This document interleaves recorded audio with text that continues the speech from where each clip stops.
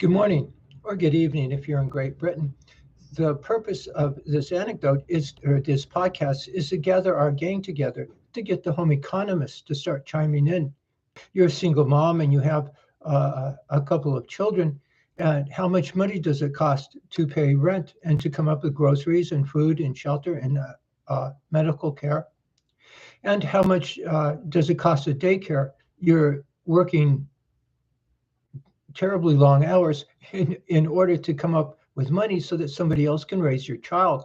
And it's terribly unjust. We live in a peasant and property class society, and that has to do with going from home economics to individual rights in the 1970s. And that's the era to go and look at. Just so it said, we have a YouTube channel. We have two of them, The Priest and the Pimp, and another one, The Priest and the Pimp, MediaAccess.org. And we have about 3 dozen short anecdotes that makes our argument. What's wrong? What do you do about it? And how do you do it? And so we're gathering our gang together on Facebook and YouTube and Instagram. And once we do, we can do something about it.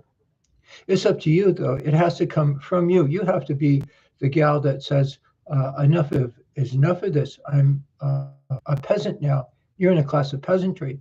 And you could work as many hours as you could possibly muster, and it's still not going to work out. Your paycheck isn't going to cover the cost of necessities, no less extras. The highest standard of living in the United States was about 1973 for the average Joe. And then it split apart. It fell apart. Then it became what's called the lazy V, where the rich get richer and the poor get poor in the most stereotypical sense of the word. Now we have a class of peasant property class up here. They do all the consuming, and most people, a growing number of class, are down here and they do all the producing. That's another way of saying starving. There was a time when people talked about recreation.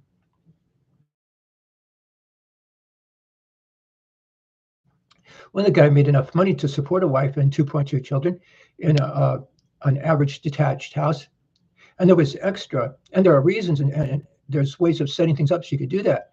And it was to the point where the home economist, once she got the children into school and that sort of thing, would have free time and she'd have recreation time.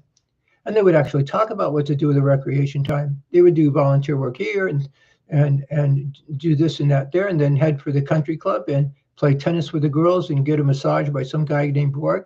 And life was pretty darn good. People got themselves killed to get into this world. They threw that all out. That's a God and country world, by the way. And the same is true with the guys. We need to know how much money you make, but more importantly, we need to know how many hours you would have to work in order to come up with an income to support a wife and child in a world of home economics. So if you are listening to this and you happen to be one of those gals, whether you're in Los Angeles or New York or Great Britain, you start chiming in, please. I can't do this on my own. I have to have money. 10-year-olds can't pay for their mommies.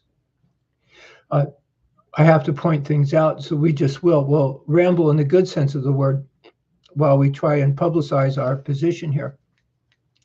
When they were cashing in on everything, the groups, the feminists, Harry the hippie and Al the Afro and Donna the feminist, they would say things such as, if you went out and hired a gal to do all the things a housewife could do, they would cost about 3 times as much money as the guy made.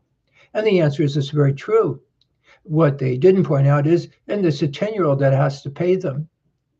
And 10-year-olds can't pay for their mommies. It's just the way it is. Neither can teenagers. And you know darn well what happens if you have a single mom and she's trying to make ends meet, and you have a teenager, they try and grow up too fast, and they end up on the other side of the law. Their lives are pretty much ruined before they ever get started. And we're going to put a stop to that. One of the things you say when it comes to home cashing in on everything is that they institutionalized teenagers back in the workplace, where people went to war to get gals, teenagers, old people and children out of the workplace. Home economics, as a reminder, goes something like this. There's the married couple, and it's the married couple that's viewed as the base economic unit. Go to the computer you're listening to this on and pretend to take out a transistor. Take out a second transistor, and as you take out the third one, it's no longer a computer, it's a pile of electronic parts. You put that transistor back in, and it's back to being a computer, and there you go. That's the household unit. It's the opposite of poverty. There's poverty, and then there's the home economics. It gets you out of poverty and into a world of plenty. And so, if you picture a detached house from the 1950s and picture a young couple in there, now go off to the side and start with farming and mining, and then manufacturing, and then above that, wholesale, retail, and repair, and above that, retirement, education, and recreation. And the doctors and lawyers form a kind of lattice that holds it all together. And it's the Catholic priest that causes all of this to come into being to begin with. If this is a religious thing, this is the other intellectual position. And once you have that, excuse me, and then you ask the gal how many oranges she wants to use throughout the year. You know how many orange trees to plant in order to bring everybody into a world of plenty. I picture the young couple choosing between buying a couch or maybe a couple of recliner chairs, and the hubby, as long as the guy does the producing, he does the consuming, and he works at, say, a furniture factory, and you could see all of the mining, all of the crops that are planted, all of the manufacturing, all of the stores, and all the advertising. It's all geared towards getting that young couple what they want. And it all has to do with virtues. It's holding Christ's divinity as faith in the end, dotting that letter, that lowercase letter I, putting a star in the sky and holding absolutes is another way of saying it. And then you straighten yourself up emotionally. And these thoughts that have to do with sex have to do with getting a gal pregnant and that sort of thing. You straighten yourself up emotionally. And then you will the good of another person. You make money by making people better off. And those three things are the shop manual version of God and country. Those three things were thrown out in the 1970s. In the 1950s, the Communist Party said that they would overthrow the United States by about the year 1973, and they were very accurate. They said they were going to take over the courts and take over the school system and take over the media, and they did just that. And in 1973, those years, that was the era where there was a profound change in our society. And we went from individual rights to home economics. They threw out God, they had the sexual revolution, and they started making money by forcing people to have to work more hours. Perfectly, though, okay with them, if you pointed out that in the Bible, that's one of the fundamental sins, one of the very basic sins that will send you to hell, causing poverty, they couldn't care less. They just said, well, that's your religion, not mine. And it was their religion. Courts came out right at that time, and they said that from now on, there'll be no religion in government. And the bum's rush there is that when they said that, they threw out those three things that make up God and country. And those are the three things that made the United States such a magical place to live. We were a melting pot of people, and that's what defined us. They threw that out. And if you think about it, throwing that out, the evil is the definition of evil is the complete absence of that argument. And so they actually didn't throw out religion. They simply adopted the stereotypical, straight out of the textbook, satanic religion. And what that means is they institutionalized the bum's rush. You could go out and hustle. You could be as hedonistic as you possibly could. You got into all the golden real estate you could possibly get your hands on. And it worked. For that generation, they lived the highest standard of living they could. The fact that it caused other people to be plunged into poverty, they couldn't care less. It's one of those strange things. You just have to get it out and repeat it a lot. The highest standard of living in this world is to be a psychopathic nut living in the foothills. You do all the consuming, and everybody's in the valley doing all the producing. And that is the highest standard of living. Most people just aren't uh, malicious enough to be polite to do that sort of thing. Aristotle and Plato and those characters said that, yeah, you can be a normal, well-adjusted person, and then you're a good wife and a mother, and a good husband and a father. Husband and motherhood was regarded as a fundamental profession, and then it spills into home economics, and you make money by making people better off, and then they would say there's something wrong. Just so there's something wrong there. There's something missing, and the Catholics would come in and say, well, if Christ rose on the third day, then that attitude means something. And once you adopt that that attitude, that infusion is faith, and then these other things make sense. And you can look at the world. That's the world where you have a huge middle class.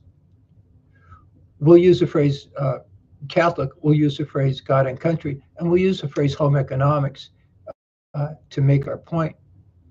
And you can see it. You can see a big difference between the gals that were the home economists, the gals I'm hopefully talking to, and the feminist movement, and the civil rights movement. The difference between being normal and well-adjusted in the civil rights movement, and the white guys who got into all the gold and real estate. They weren't the only ones by any stretch of the imagination.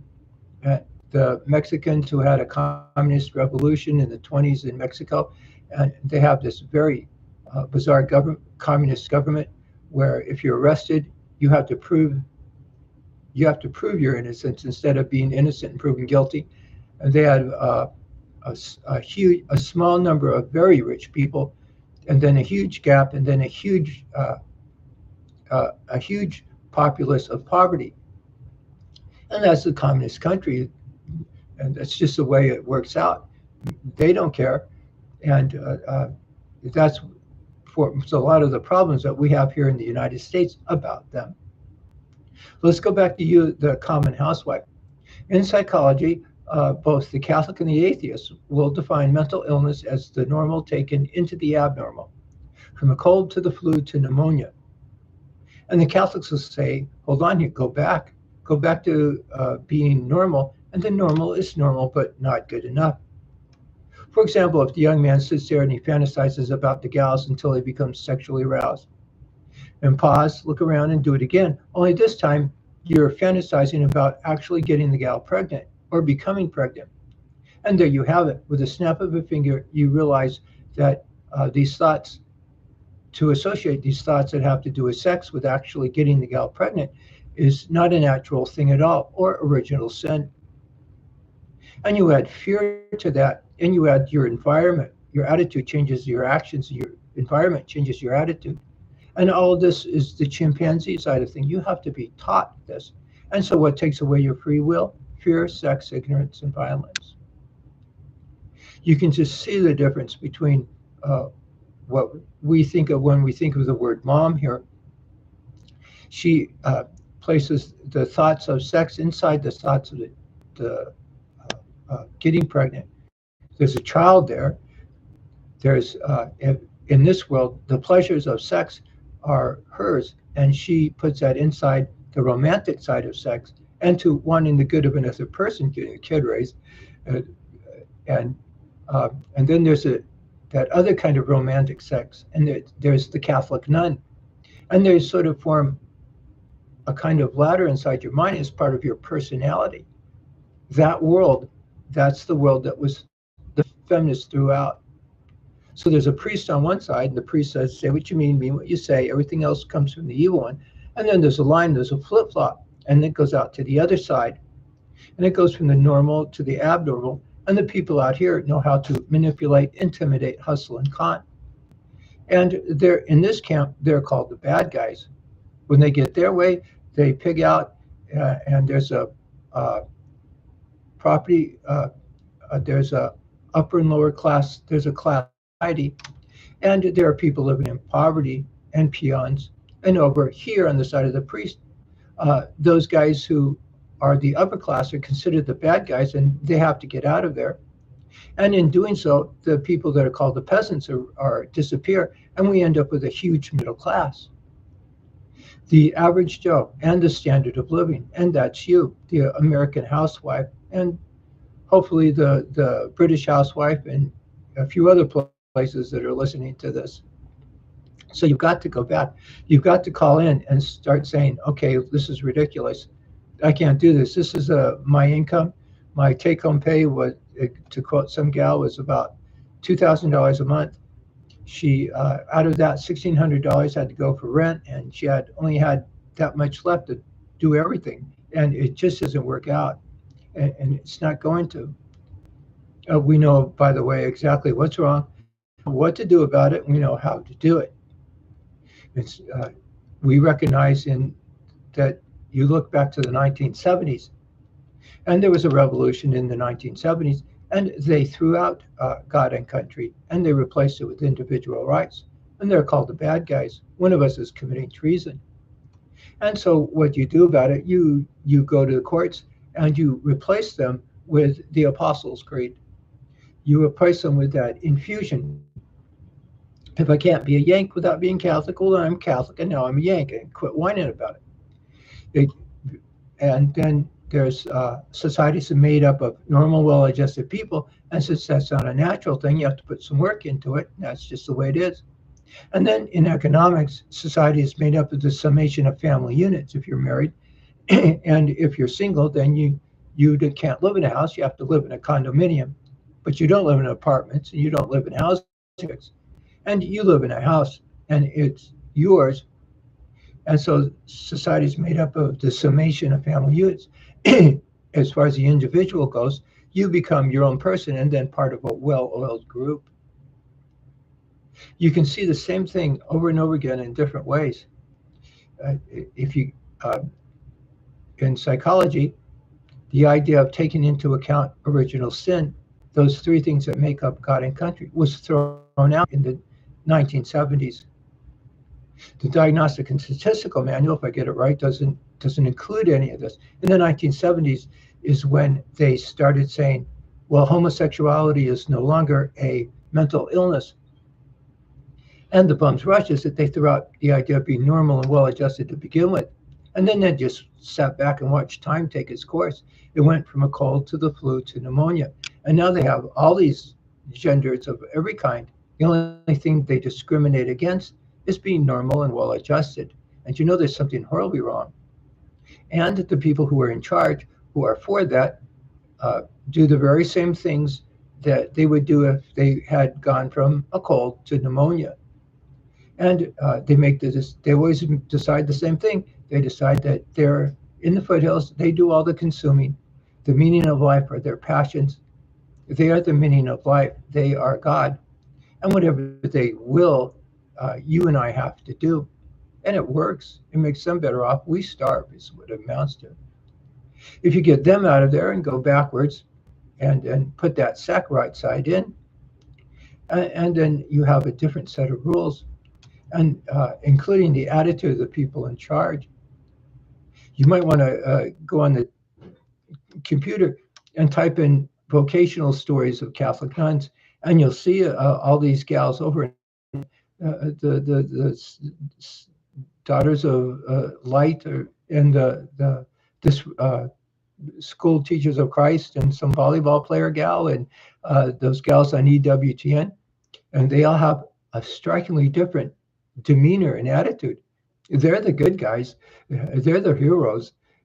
And the home economist that comes out of them, they're the ones that are worth their weight in gold. When they ruled the roost, life was very good around here, and we were a pillar throughout the whole world.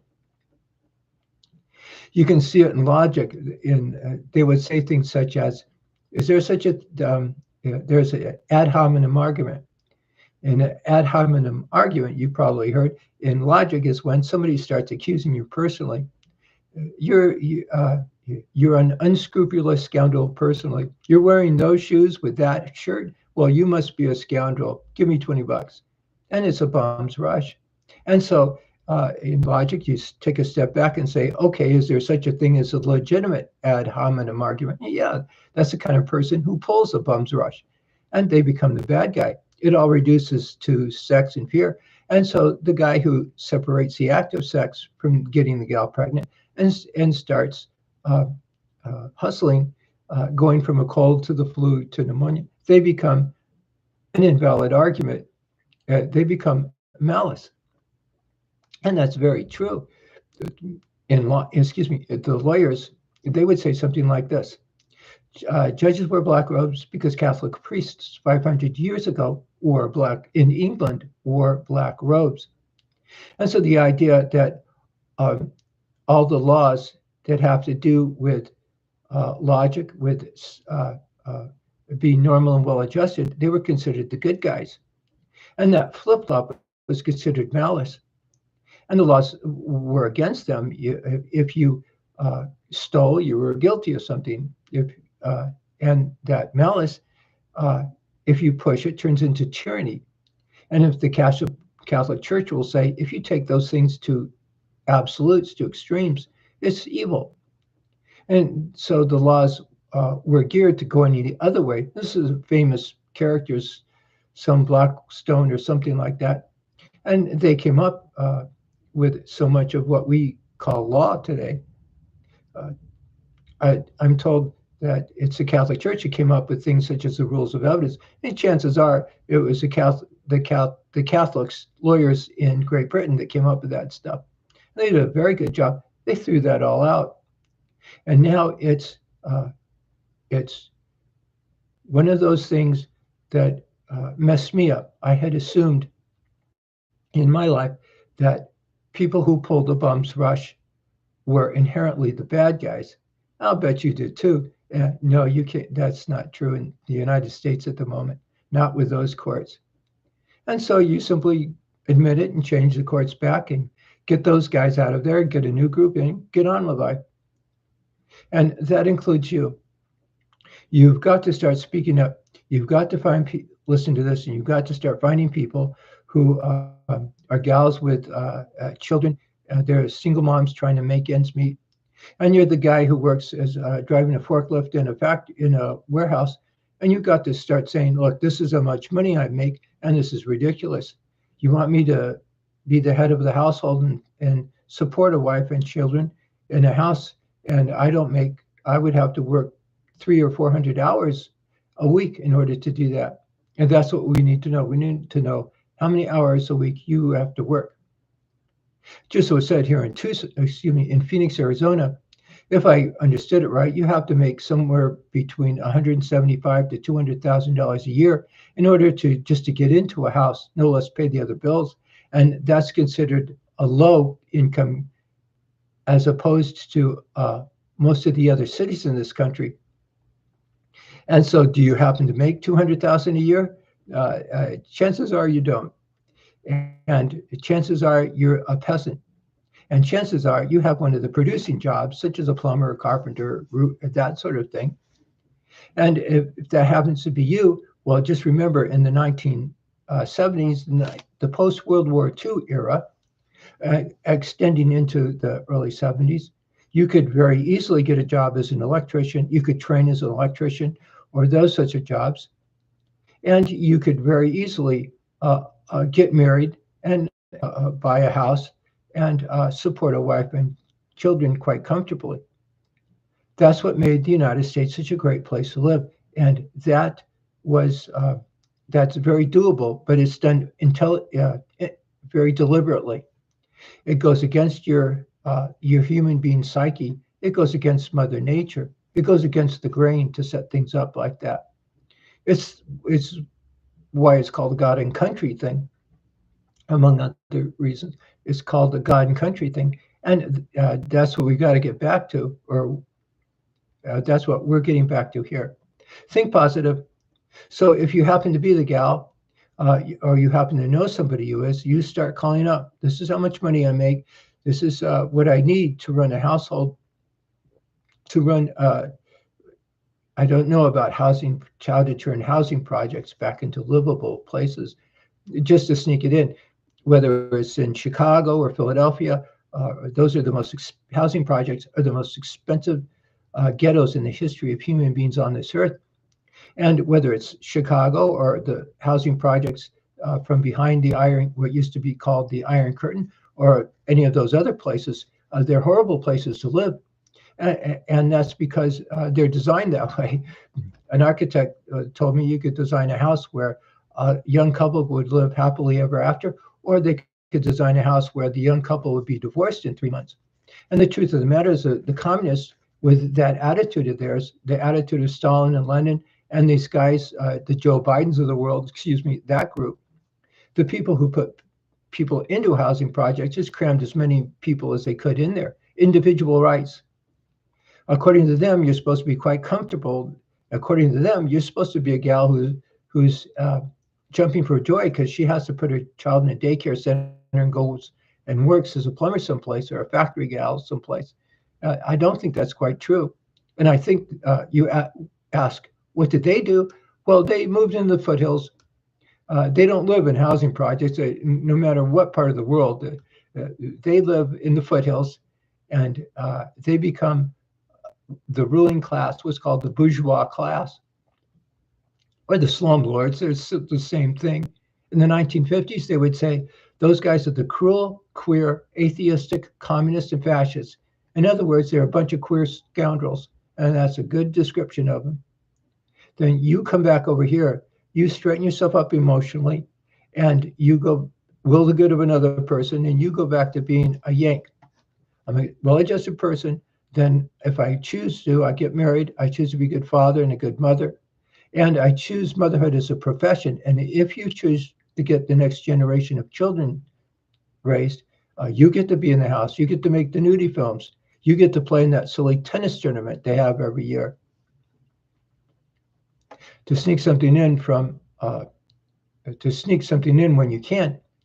Years ago, when society was cashing in on everything, I would play this undercover cop thing, nothing to do with the police. I'd simply find myself hanging around so I could watch them. I took classes in the physics department at the University of Arizona. Don't ask me if I passed anything, but there were some things to say that were terribly important. When it came to lawyers had a totem pole, and at the bottom of their totem pole was the criminal trial attorneys and prosecutors, the Perry Mason characters. At the top of their totem pole were the real estate attorneys and stockbroking attorneys and tax attorneys. They made about 3.5 times as much money as the guys at the bottom of the list. And so what distinguished them, and what made the criminal trial attorneys, the Perry Masons, were considered naive, not so much stupid, but naive and that sort of thing.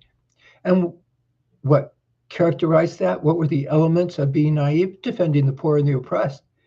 And it was, you look at them, and when you sort of get it, you end up in this bizarre world. They're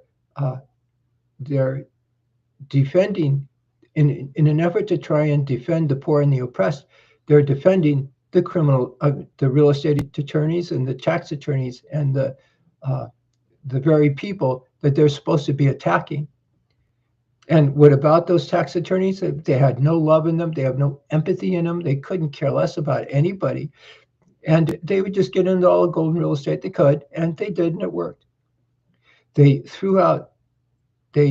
not only didn't have any value on all the things that we hold dear in this country, they valued the opposite.